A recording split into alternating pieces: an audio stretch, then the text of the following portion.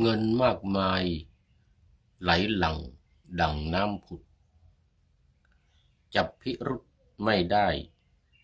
คล้ายเงินหลอนมีลำดับจ่ายกันเป็นขั้นตอนเงินปลิวว่อนทั่วไทยไร้บัญชีทุกทีมีเลือกตั้ง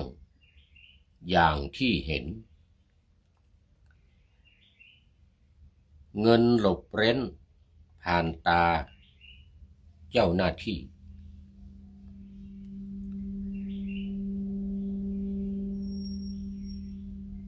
มือสู่มือถึงรากหญ้าประชาชีนานทีจะจับได้ไล่ทันควันผู้ดูแลก็มีแต่แค่นั่งสอยมัวนั่งคอยสอยให้หล่นคนเย้ยหยัน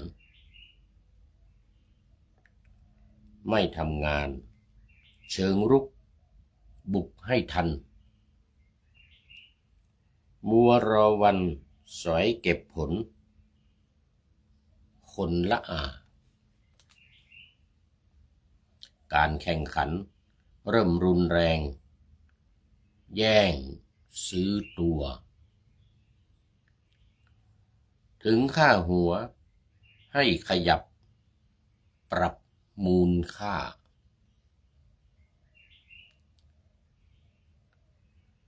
คนมีสิทธิ์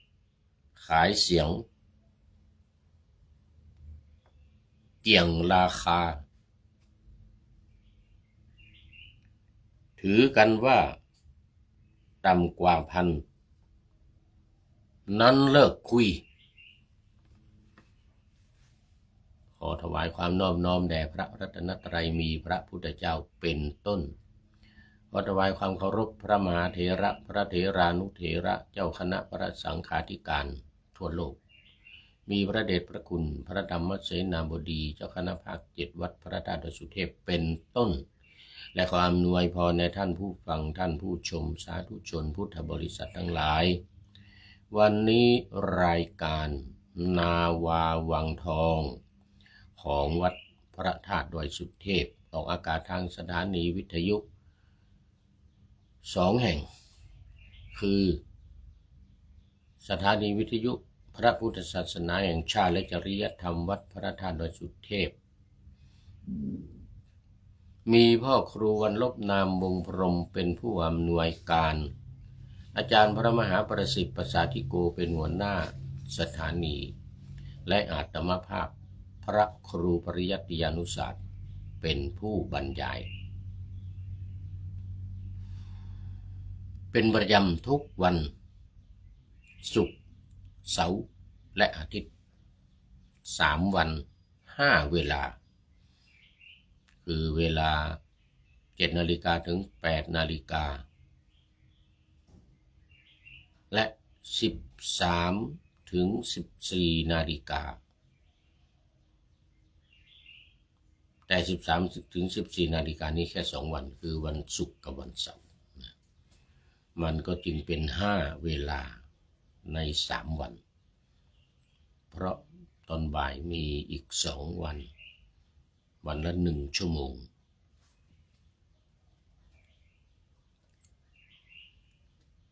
ความจริงว่าไปว่ามาแล้วนี่2 วันนี่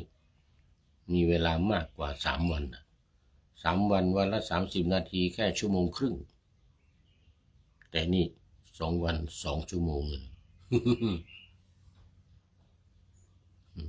และสถานีวิทยุเพื่อการศึกษาพระพุทธศาสนาและวัฒนธรรมสสว.วัดฝายหินตำบลสุเทพอำเภอเมืองจังหวัดเชียงใหม่มีพระครูสมุวิสุวัตรวรกิจโจเป็นผู้อำนวยการและหัวหน้าสถานี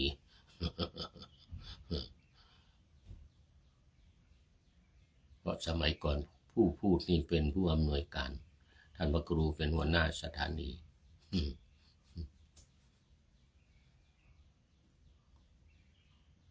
ต่อมาก็มีผู้พันธนัทเดชะอดีต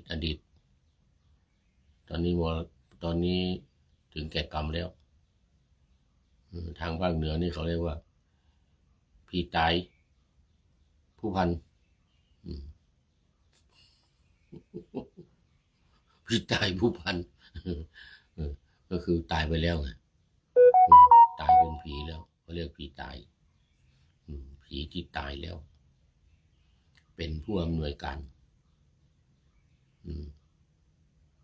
หลังจากที่ผู้พูดนี้ออกมาลาออกมาจากวัดฝายหินเนี่ย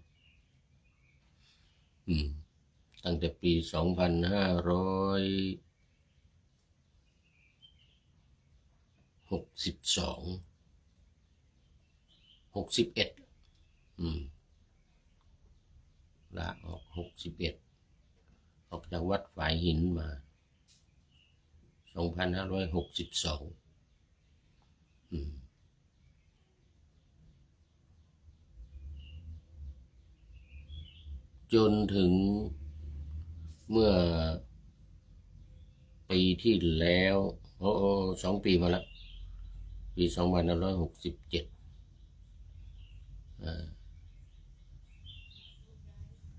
พันเอกธนัทเดชะ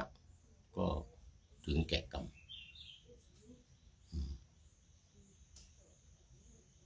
2567ก็เป็นผู้อำนวยการสถานีมา6 ปีก็ถึงแก่กรรมไปตอนนี้ก็มีแต่พระครูสมุวิสุวัตรรูปเดียวเป็นผู้อำนวยการเป็นหัวหน้าสถานีอยู่คนเดียวนะแต่ทำงานหนักมากนะทำงานหนักมาก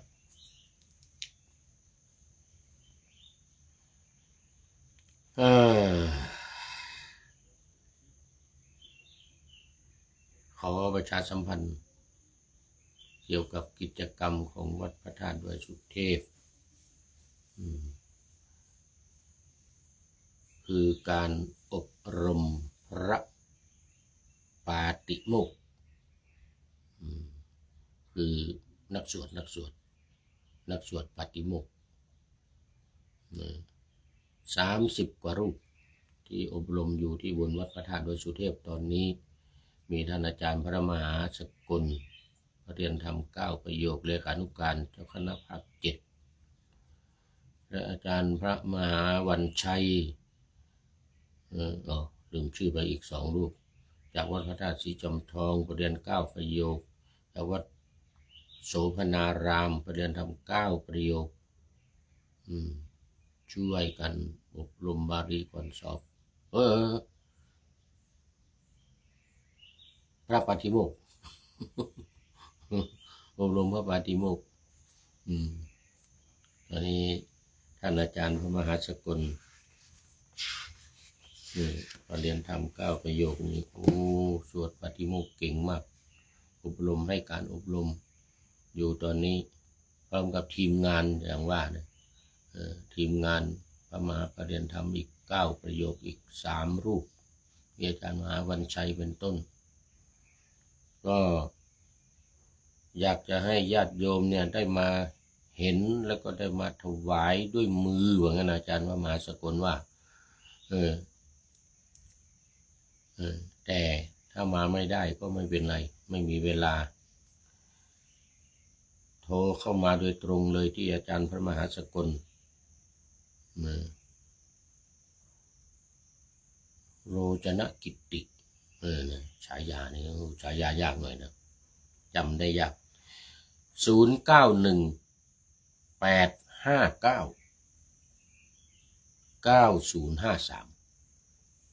0918599053โทรโดยตรงเข้ามาเลยเรียบร้อยแล้วจะไม่มีเวลามาก็โอนเงินเข้า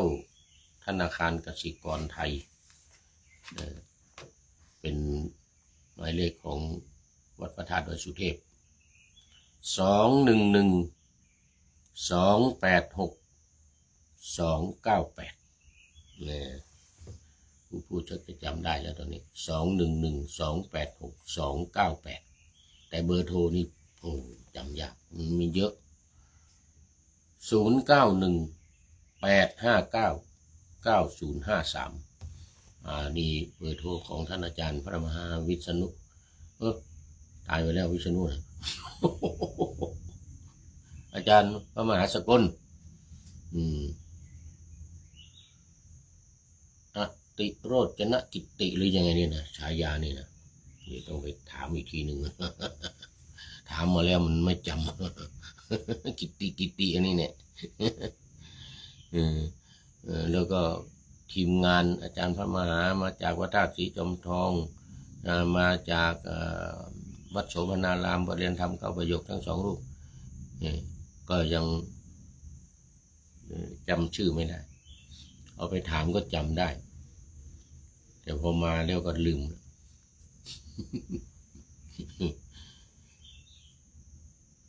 เท่าแก่เท่าชะแลแก่ชรามันก็อย่างนี้แหละมันเป็นอนิจจาสัญญาอนิจจาความจำมันไม่เที่ยงจำแล้วก็ลืมแล้วก็จำประจำใหม่ลืมอีกโอ้ตอนนี้ขอต้อนรับท่านอาจารย์รัตนเมธีจากสลีศรีปิงเมืองวัดศรีปิงเมืองตำบลหายาตำบลหายาเรานี่แหละมีตอนนี้มี2 เขตนะเขต2นี่ท่านอาจารย์พระมหาท่านอาจารย์พระครูวัดพวกช้างเป็นเจ้าคณะตำบลศรีปิงเมืองนี่รู้สึกจะอยู่เขต2นี่แหละเขต2หรือเขต1ไม่แน่ใจนะมันอยู่ฝั่งไปทางนู้นนะใกล้กับวัดเรียกว่าวัดอะไรศรีปิงเมืองวัดไปทางอะไรก็ไม่รู้ลืม2 3 4 วัดนี่ก็ลืมเลยมีดาววัดดึงดาววัดดึงพวกช้างอะไรอีกเนี่ยทางเนี้ยแต่เขต1เนี่ยมันแถววัดศรีสุพรรณแถววัดกุดีหลวงน่ะที่ใกล้ประตูเมืองน่ะใกล้ประตูเชียงใหม่เนี่ยมันลืมชื่อเนี่ยวัดยางกวงด้วยวัดศรีสุพรรณมาถึงพวกเปียแล้วก็อะไรนะนี่อยู่แถวเนี้ยนี่เขต1เขต2นี่วัดพวกช้างวัดศรีปิงเมืองดาววัดดึงอะไรอยู่แถวนี้แถวติดคือเมืองนี่ ขออภัยท่านพระครูรัตนะอะไรก็ลืมชื่อไว้ในเจ้าคณะตำบลเนี่ยเขต2วัดพวกช้างเนี่ย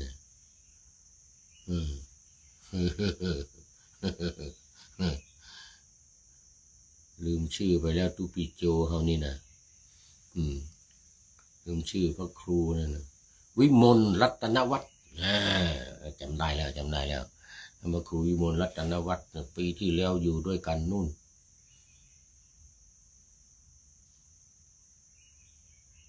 เยอรมันวัดพระธาตุดอยสุเทพเยอรมันปีนี้น่าจะไปแล้วเนี่ย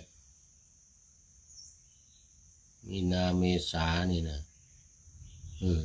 เขาจะไปแล้วยังไม่ได้ติดตามข่าวไปเยอรมันนู่นละตุปิโจเขานี่นะท่านอาจารย์รัตนเมธีเจ้าอาวาสวัดสลีศรีปิงเมืองโมทนาขอบคุณมากเนี่ยอันนี้ก็ตุปิโยตุปิโยสาธุโอ้โมทนาขอบคุณมาก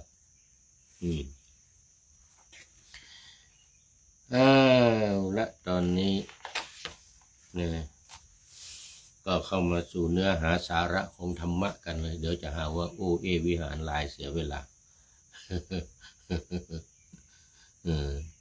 เดี๋ยวจะหาว่าโอเอวิหารลายเสียเวลาไม่ได้เรื่องไม่ได้ราวเอามาวันนี้ก็ยังอยู่ในวิมานวัตถุเปตวัตถุเถระคาถาเถรีคาถา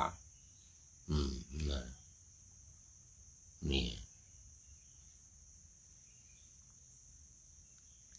เพราะว่า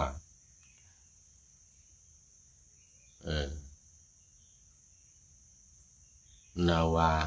วังธรรมนาวาวังของสำนักพระราชวังนี่นะในโครงการปูทางสู่ธรรมนาวาวังของสำนักพระราชวังนี่นะโดย ท่านเจ้าคุณอาจารย์ต้นท่านเจ้าคุณอาจารย์ต้นหรืออาจารย์ทวีวัฒน์จารุวรรณโนทวีวัฒน์จารุวรรณโนเนี่ยพระราชยานวชิระชิโนภาสวินี่ จำได้แล้วสมัยก่อนนึกอยู่2 ปีจำชื่อไม่ได้ปีกว่ามานี่เนี่ย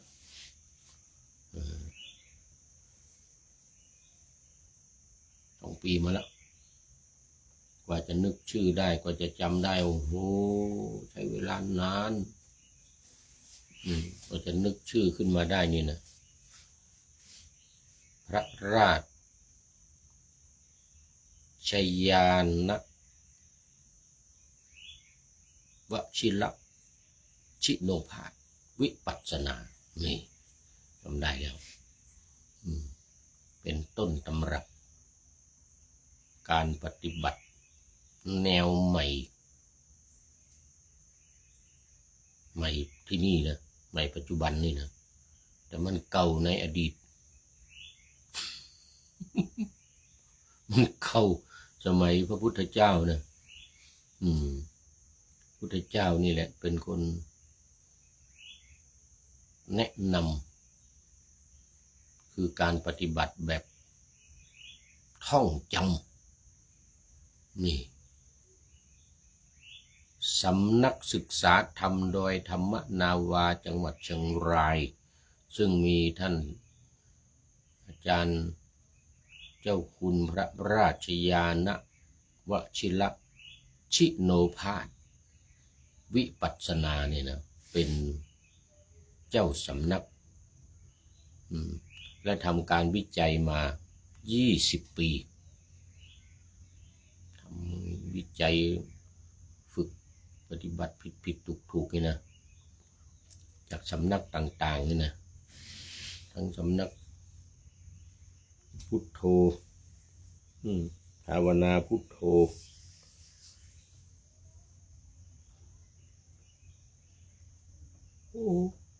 ผมขออภัย วันนี้ตื่นแต่เช้ามันตื่นแล้วมันนอนไม่หลับอ่ะมันมาง่วงทีหลังนี่ตื่นตั้งแต่ตี 3 กว่านะ 3กว่า3ตี 4ตี 5ตี 6ก็เลยไปทำวัดตี 5 ครึ่งลงมาเหมือนมาตอนนี้แหละมาชักจะมาง่วงซะแล้วเนี่ยนี่ยกตาไม่ค่อยขึ้นแล้วเรื่องของเรื่องมันตอนนี้กำลัง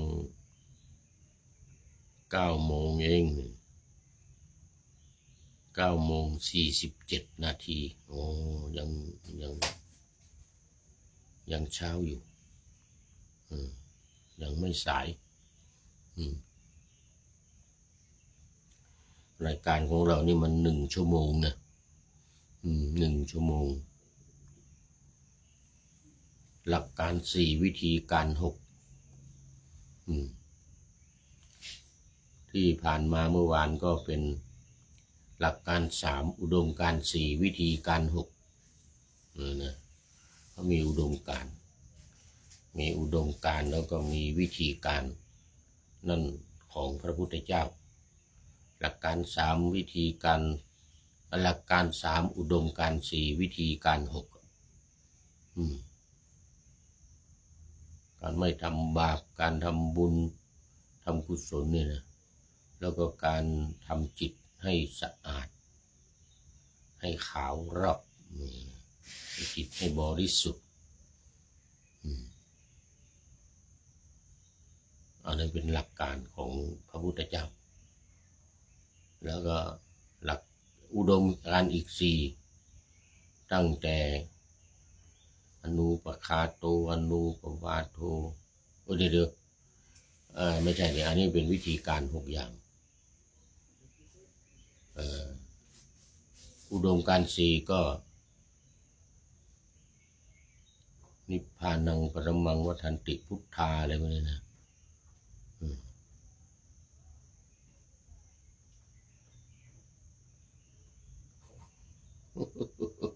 จะลืมไปแล้วท่านอาจารย์รัตนเมธี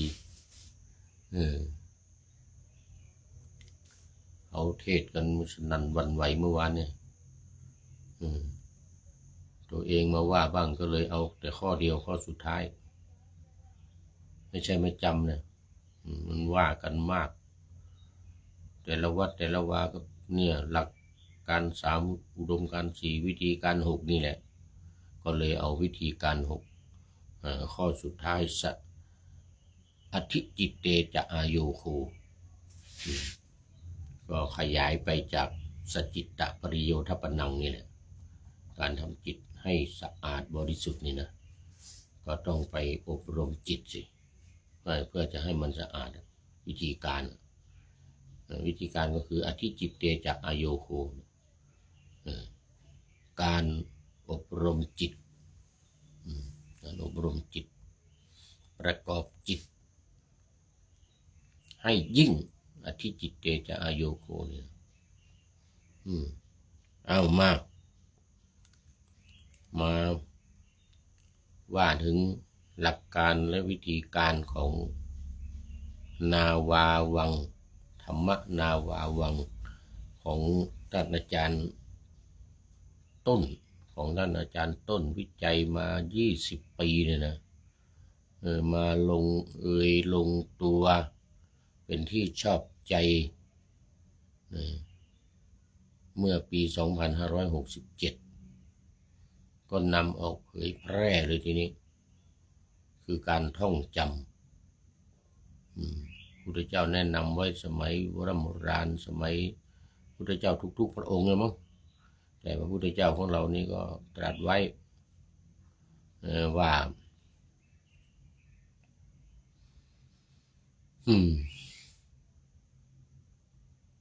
อสัจฉายะมลามันตาเป็นต้นที่เป็นต้นเพราะลืม นี่เรื่องเป็นอย่างนั้นเอาเป็นต้นดีกว่ามนที่ไม่ท่องบนเป็นมนทินเลยนะพุทธเจ้าตรัสนะเพราะนั้นต้องท่องให้จำทุกหัวข้อ ทุกหมวดทุกหมวดทุกหัวข้อเลยต้องท่องนะไม่ท่องมันไม่จำมันลืมมันจะกลายเป็นมลทินอย่างว่ากลายเป็นมลทินซะนี่ถ้าไม่ท่องนะดังนั้นก็ต้องใช้วิธีการท่องนี่แหละหลักการมีอยู่4วิธีการมี6 1พระรัตนตรัยพระพุทธธรรมสงฆ์นะ2ธาตุ4ดินน้ำไฟลมนะ3ขันธ์5รูปเป็นนะสัญญาสังขารวิญญาณ4อินทรีย์เดี๋ยวอริยสัจ4ทุกข์สมุทัยนิโรธมรรคนี่เป็นหลักการ4อย่างนี้แหละสำคัญของโครงการนี้โครงการนาวาวังทองเนี่ยนะหรือธรรมนาวาวังนี่หรือดอยธรรมนาวาอย่างนี้ หลักการ4อย่างนี้แหละวิธีการอีก6อย่างหลักการนี้น่าจะเป็นอุดมการณ์อันเดียวกันหลักการนั้นอุดมการณ์แต่วิธีการนี้มี6อย่างและมีการท่องเป็นหลักอย่างที่ว่าเมื่อกี้นี้ถ้าไม่ท่องก็ไม่จำก็ทำไม่ได้ปฏิบัติไม่ได้อันนั้นต้องท่องหูดับตับแตกเลยน้ำไม่ไหลไฟไม่ดับอย่างนั้น มีพุทโธเมนาโถเป็นต้นธัมโมเมนาโถสังโฆเมนาโถเนี่ยพุทโธพุทโธพุทโธธัมโมธัมโมธัมโมสังโฆสังโฆสังโฆอะไรก็แล้วแต่จะเลือกในอนุสติ10 ข้อนี่นะเทวตาก็ได้เทวตาอย่างนี้หรือมรณสติก็ได้มรณัง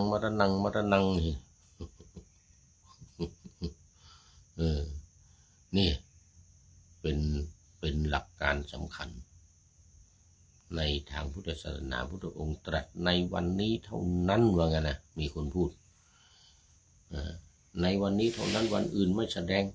พระพุทธเจ้าองค์ไหนก็ตามมาตรัสรู้ก็ต้องแสดงวันนี้ว่านะพระพุทธเจ้าแม้มีมากเท่าเม็ดหินเม็ดทรายในน้ำมาที่ว่ามาแล้วนะก็ท่องอย่างนี้ท่องอย่างนี้ธาตุ4ขันธ์5อายตนะ12ธาตุ18อินทรีย์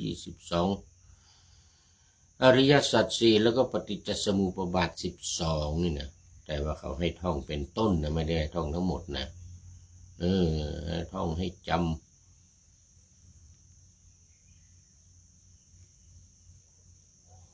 โอ้ต้องขออภัยเป็นอย่างยิ่ง โอ้มันง่วงเลยเนี่ยพูดไปพูดมาแล้วลืมหน้าลืมหลังตอนนี้มาถึงวิมานที่เท่าไหร่เดี๋ยวต้องดูก่อนนี่มันลืมอีกแล้วดูเมื่อกี้เนี่ย4วิมานที่4แต่มันมี2 4/1 4/2 4/1 4/2ชื่อว่าอุปัชยทายกวิมานที่1อุปัชยทายกวิมานว่าด้วยผลบุญที่ทำให้ไปเกิดในอุปัชยทายกวิมานนี่นะไม่ใช่ของง่ายๆนะไอ้ที่จะไปเกิดในวิมานได้นี่นะนี่พระมหาโมคคัลลานะจึงชอบขึ้นไปบนสวรรค์ไปถามเทพบุตรตนนั้นตนนี้เทวดาตัวนั้นตนนี้นี่ก็เหมือนกันนี่ก็ไปถามเทพบุตรตัวหนึ่งบอกว่านี่นะคะหน้า68นะหน้า68บอกว่าพระจันทร์ส่องแสงรุ่งเรือง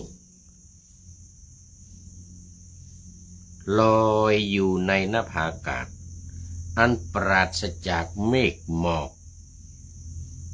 ชั้นใดว่าอย่างนั้นนะวิมานของท่านนี้ก็ฉันนั้นส่องแสงรุ่งเรืองอยู่ในอากาศท่านถึงความเป็นเทพเจ้าผู้มีฤทธิ์มีอานุภาพมากเมื่อท่านเป็นมนุษย์ได้ทำอะไรไว้ได้ทำบุญอะไรไว้ท่านมีอานุภาพรุ่งเรืองและมีรัศมีสว่างไสวนี่ผู้พูด ไปทั่วทิศอย่างนี้เพราะบุญอะไรวะเนี่ยจึงได้มาเหมือนกับผู้พูดนี่ เทพบุตรนั้นก็พยากรณ์ปัญหาของผลกรรมที่ถูกถามนั้นว่าเราทั้งสองคือข้าพเจ้าและภรรยาโอ้มันสูตรก่อนเนี่ยสูตรก่อนนี้ข้าพเจ้ากับภรรยาเหมือนกันข้าพเจ้ากับภรรยาเนี่ยเมื่อยังอยู่ในมนุษย์โลกได้ถวายที่อยู่แก่พระอรหันต์และจิตเลื่อมใสได้ถวายข้าวและน้ำเป็นทานอันไพบูรณ์โดยความเคารพข้าพเจ้ามีวรรณะงามเช่นนี้เนี่ยมันเพราะบุญนั้นว่างั้นนะแล้วก็ที่สว่างไสวเหมือนชื่อผู้พูดนี่นะมันก็เพราะบุญกรรมนั่นแหละ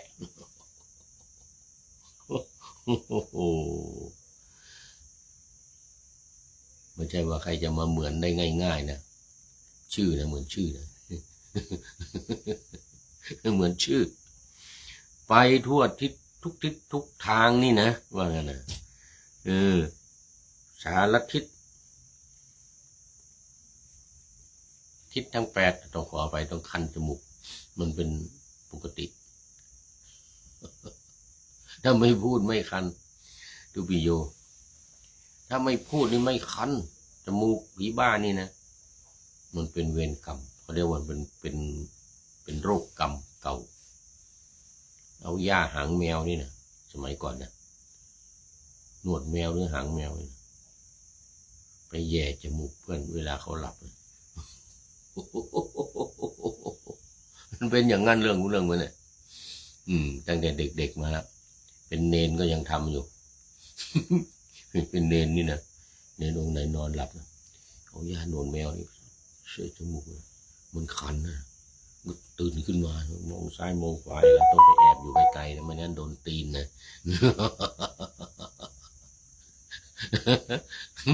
เราต้องไปแอบอยู่ไกลๆนะไม่งั้นโดนตีนแน่แอบมองดูมันตื่นมันคันจมูกมันก็ตื่นด้วยมันหลับอยู่นะมันก็ตื่นขึ้นมามันหลับไหมก็เลยแอบเอาหญ้าหนวดแมวนี่นะจมูกมัน สนุกดีก็เลยมาตอนนี้นะเวลาบรรยายธรรมไม่ขึ้นไปนั่งบนธรรมาสน์ก็ตามมันคันจมูกเนี่ย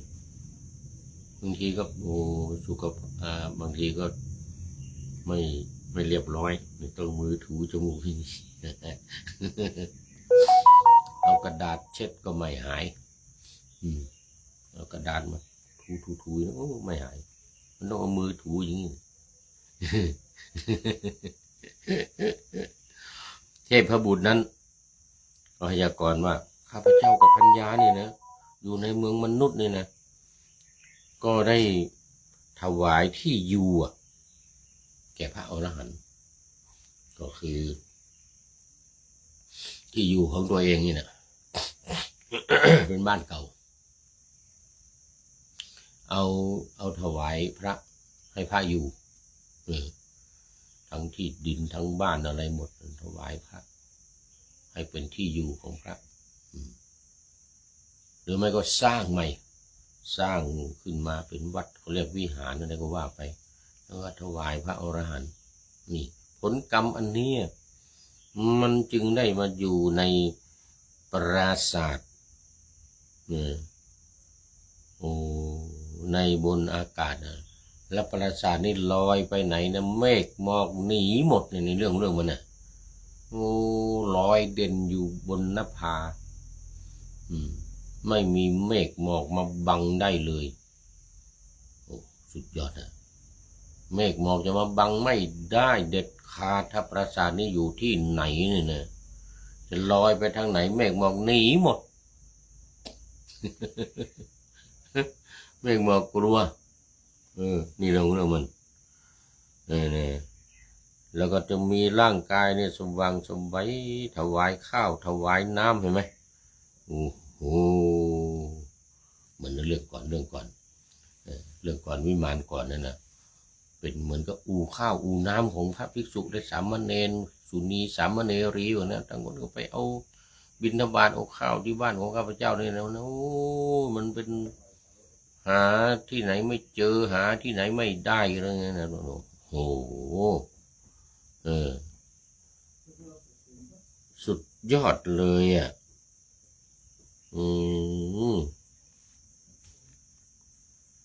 สุดยอดไหนละ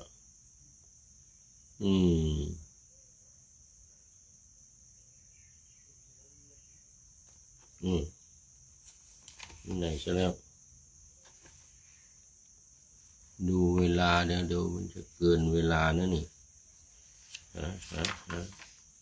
ไปเขียนเวลาไว้ที่ไหนซะแล้ว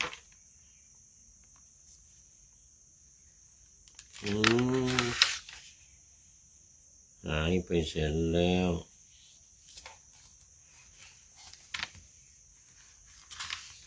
เดี๋ยวมันจะเกินเวลา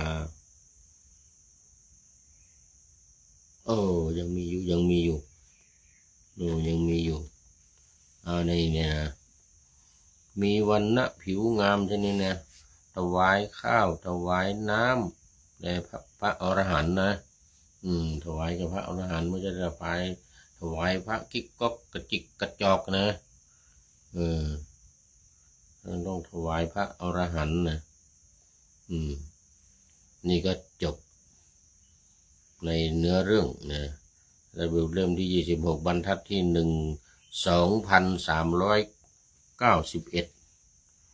เนี่ยถึง2445เนี่ยหน้า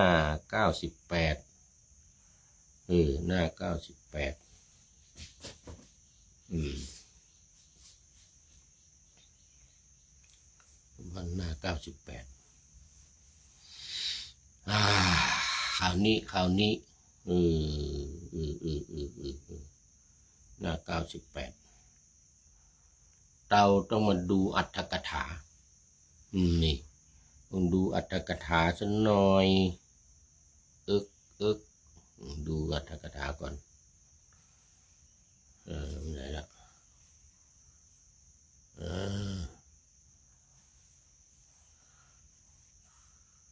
ดูอรรถกถาจะได้อธิบายความขยายใจความให้ชัดเจนยิ่งขึ้นเดี๋ยวก่อนปายาสิกวรรคปายาสิกวรรค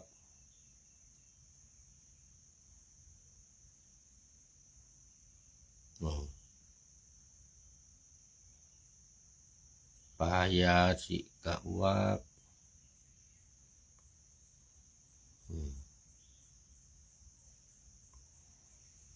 ปายาสิกวรรค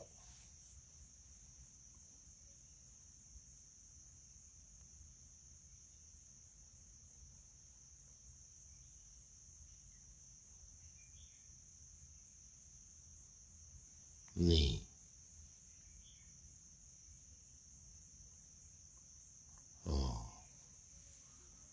อรรถกถา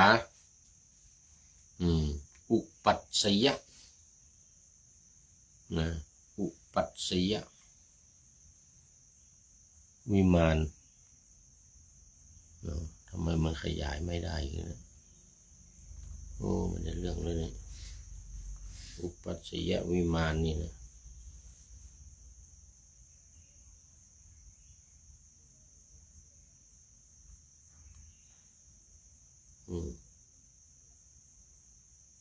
อุปัสยทายกวิมานในขุททกนิกายวิมานวัตถุปายาสิกวรรคที่6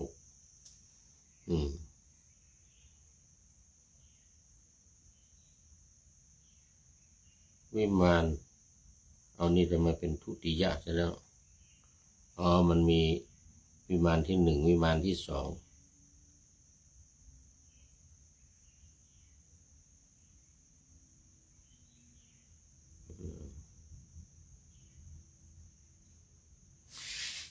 มันมี2วิมานวิมานที่1กับวิมานที่2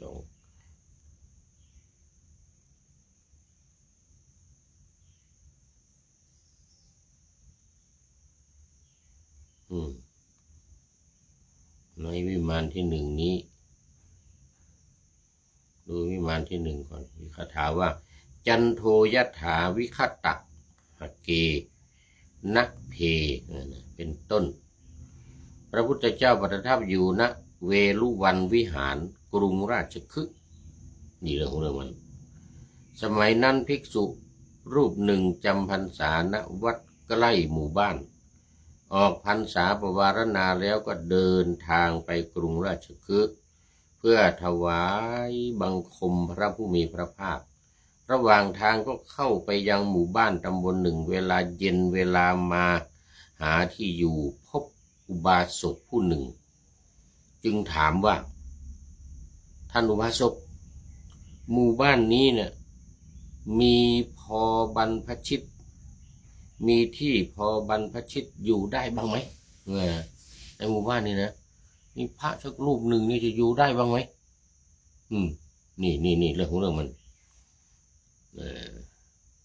อุบาสกมีจิตเลื่อมใสอยู่แล้วจึงไปบ้านพร้อมกับภริยานิมนต์แล้วกำหนดที่พอพระเถระอยู่ได้ตกแต่งอาสนะที่นั้น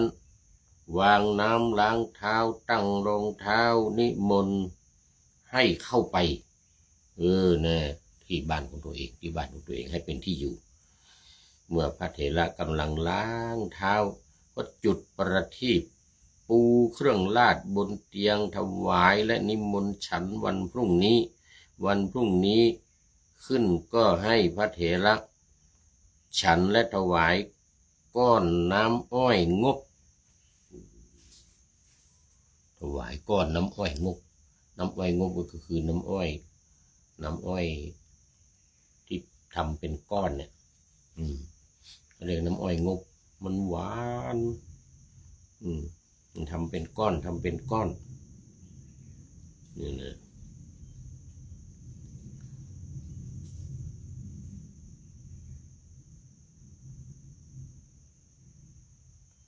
คือมันเป็นก้อนนี่นะ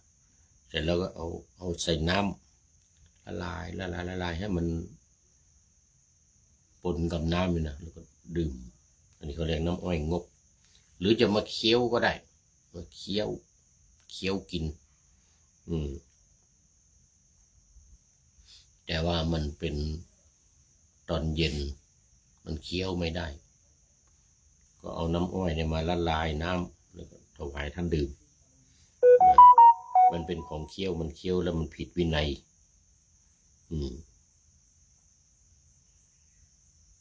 จุดประทีปโคมไฟปูเครื่องลาดตั้งเตียงนิมนต์ถวายเดินไปส่งพระเถระแล้วก็กลับต่อมาอุบาสกนั้นก็ตายพร้อมกับภริยาไปบังเกิดในวิมานทอง12 โยชน์บนภพดาวดึงส์เหตุนี้เองแค่น้ำอ้อยงบก้อนเดียวแต่ตอนเช้าก็นิมนต์ไปฉันนี่นะฉันข้าวฉันข้าวกับปลากับอาหารอะไรต่างๆสุดยอดเลยท่านพระมหาโมคคัลลานะจึงสอบถามเทพบุตรนั้นด้วย2 คาถาว่าดวงจันทร์โคจรอยู่ในอากาศส่องแสงสว่างท้องฟ้าที่ปรากฏจากพระราหุคือเมฆฝนนี่นะเขาเรียกพระราหุฉันใดอยู่นานวิมานนี้ของท่านก็เปรียบฉันนั้นตั้งอยู่ในอากาศส่องรัศมีอยู่บรรลุ เทวฤทธิ์แล้วมีอานุภาพมากครั้งนั้นครั้งที่เกิดในเมืองมนุษย์เนี่ยท่านได้ทำบุญอะไรเพราะบุญอะไรท่านจึงมีอานุภาพเช่นนี้และมีแสงสว่างไสวไปทุกทิศชื่อพูดออกอยู่เรื่อยแล้วเทพบุตรนั้นมีใจถูกท่านพระโมคคัลลานะถามแล้วก็พยากรณ์ปัญหาของตนว่าสมัยที่อยู่ในเมืองมนุษย์โลกเนี่ยนะข้าพเจ้ากับภริยาได้ถวายที่อยู่อาศัยแก่พระอรหันต์มีจิตเลื่อมใสแล้วเมื่อบริจาคข้าวน้ำได้ถวายทานอย่างไพบูลย์โดยเคารพด้วยโดยเคารพเพราะบุญนั้นวรรณะข้าพเจ้าจึงเป็นเช่นนี้เพราะบุญนั้นผลนี้จึงสำเร็จแก่ข้าพเจ้าและวรรณะของข้าพเจ้าจึงสว่างไสวเหมือนชู่ผู้นี้ไปทุกทิศ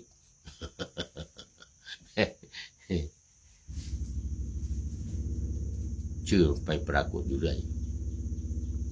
เทพบุตรนั้นได้พยากรณ์ด้วย2 คาถาดังนี้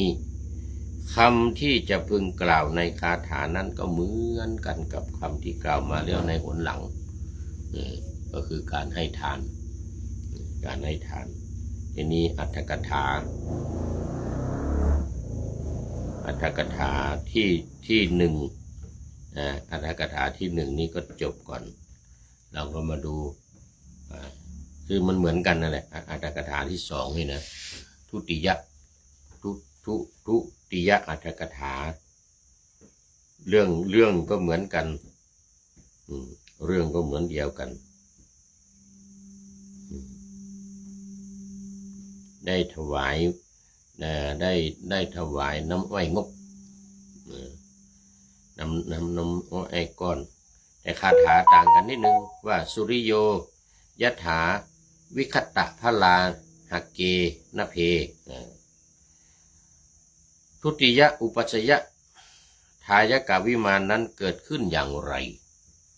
สมัยพระพุทธเจ้าประทับอยู่ที่เวรุวันมหาวิหารกรุงราชคฤห์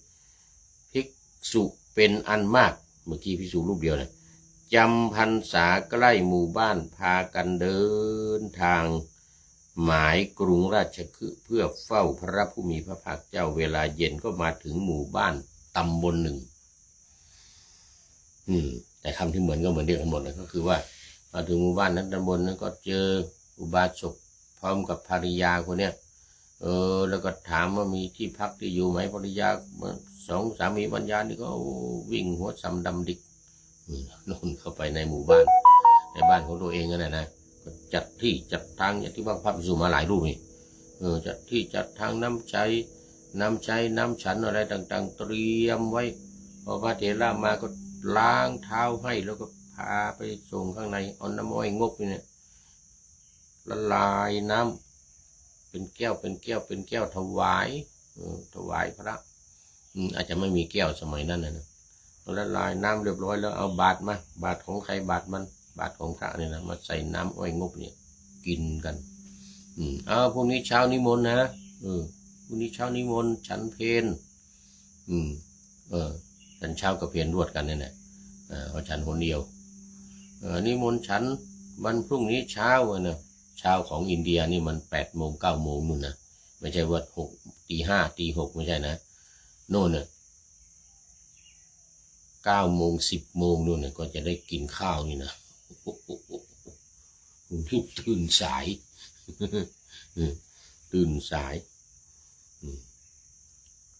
ท่านพระมหาโมคคัลลานะก็สอบถามว่า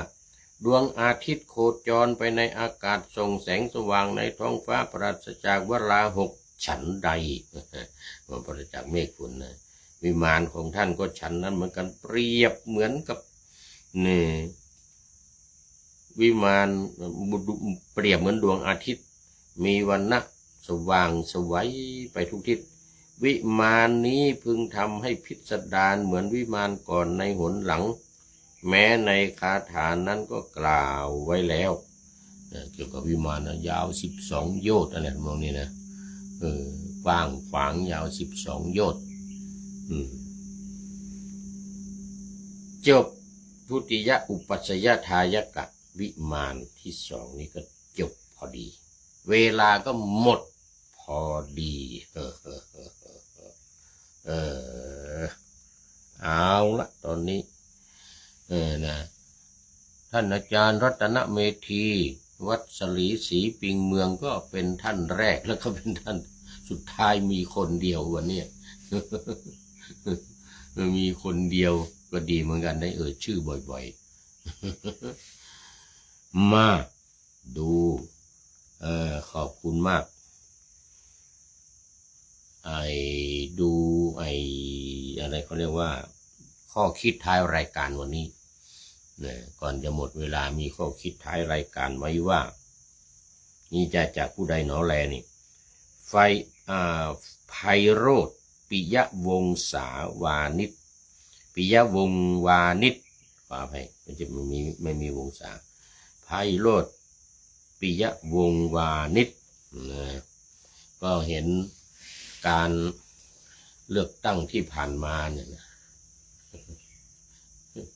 ยังไม่เสร็จจนถึงทุกวันเนี่ยยังไม่สามารถประกาศได้ไม่สามารถตั้งนายกไม่สามารถทำอะไรสักอย่างเพราะอะไรนี่คุณโยมไพโรจน์ปิยวงวานิชเขาบอกว่าอย่างนี้เป็นข้อคิดนะนี่นะเป็นข้อคิดไว้ท้ายรายการวันนี้ว่าเงินมากมายไหลหลั่งดั่งน้ำผุดเลยนะน้ำที่มันผุดขึ้นจากดินนะพุดเลยนะเงินมากมายไหลหลั่งดังน้ำผุดจับพิรุธไม่ได้คล้ายเงินหลอนโอ้โหเงินเป็นผีเงินผีเงินหลอนนี่คือเงินผีมีลำดับจ่ายกันเป็นขั้นตอนเงินปลิวว่อนทั่วไทยไร้บัญชี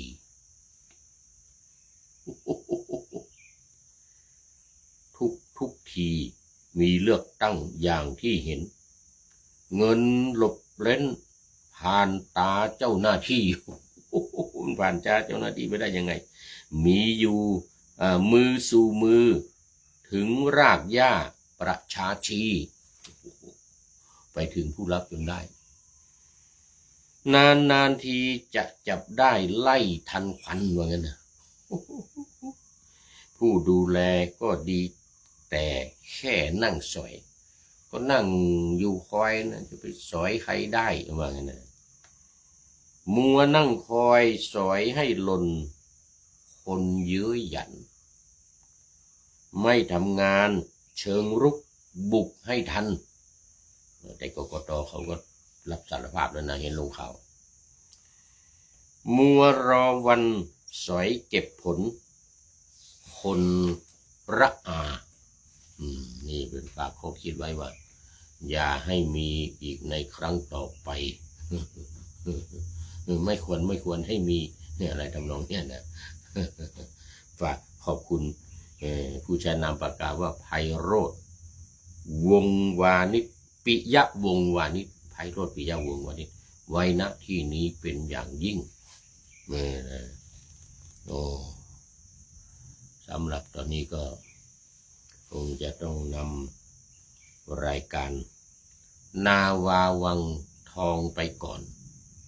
แล้วจะย้อนมาใหม่ในวันหน้าคือวันพุธศุกร์เสาร์อาทิตย์ตามตารางเวลาที่วางอยู่ข้างในเป็นธรรมะจากพระราชวังเป็นนาวาโด่งดังสว่างไสวเป็นทองคำล้ำค่ากว่าสิ่งใดชุบชีวิตจิตใจให้ใสงามขอเชิญท่านทั้งหลายนำไปท่องตามคุณของพระรัตนสามพุทโธเมนาโถธัมโมตามสังโฆเมนาโถยามภาวนาว่าบ่อยๆซ้ำๆจำในจิตจนมันติดในใจไม่หายหน้านอนนั่งยืนเดินจำทุกเวลาตั้งแต่ตื่นขึ้นมาถึงหลับไปขอเชิญท่านทั้งหลายขอท่านทั้งหลายได้ผลจากปฏิบัติ